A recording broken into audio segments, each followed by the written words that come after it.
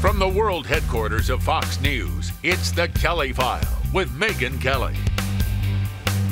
Well, so far, we have only seen the trailer, but there's already outrage from some corners over a new MTV documentary that the network says takes a look at white people and their struggles of living with white privilege. Here's a peek. So we're doing a film for MTV on what it means to be young and white. Okay. Okay.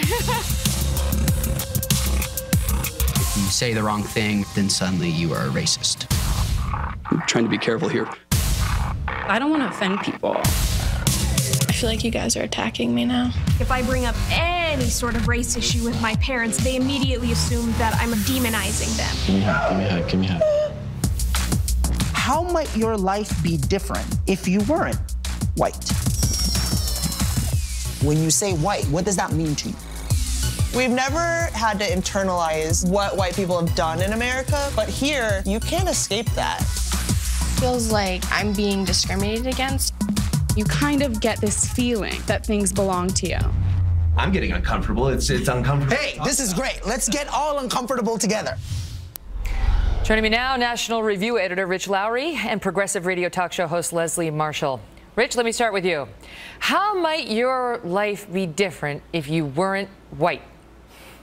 Well, no one has seen this program yet, Megyn, but I think we're pretty safe in assuming that it will be as stupid and exploitative as you'd expect from a network that gave us Jersey Shore and Teen Mom 2. You know, don't be misled. They genuinely care about American society and its improvement. I know. I'm so cynical and hard-bitten. Look, the notion of white privilege, it's very trendy, especially on college campuses, and it's based really on an odious lie about our society. There's no doubt that we have a hideous history of racism in this country, but that doesn't determine anyone's future right now. That is still overwhelmingly based on family privilege, on education privilege, on hard work privilege, and those are things that are open to everyone in Leslie, this country. the guy, the producer of it, the guy behind the project is Jose Antonio Vargas, who's an illegal immigrant, a Pulitzer Prize-winning illegal immigrant who's highlighting comments like the ones you just heard, like the white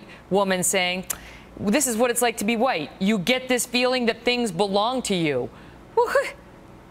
Who died and made her the spokesperson for white people?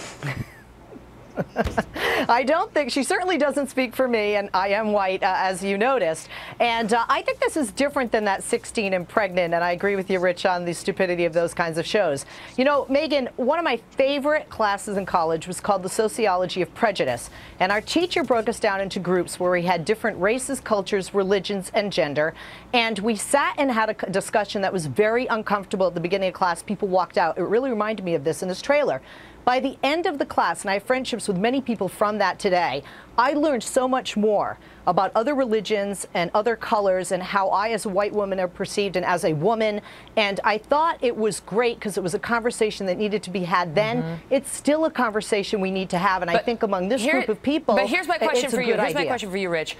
Are we adult enough in this society to have that conversation? And do we trust that conversation in the hands of this particular filmmaker who has come out and talked about we can't talk about racism until we face white privilege in this country, and about how a new America is being created right now, and talking about the growing, presence of non-white people as a good thing and so on. And that's fine, but is this the shepherd we want?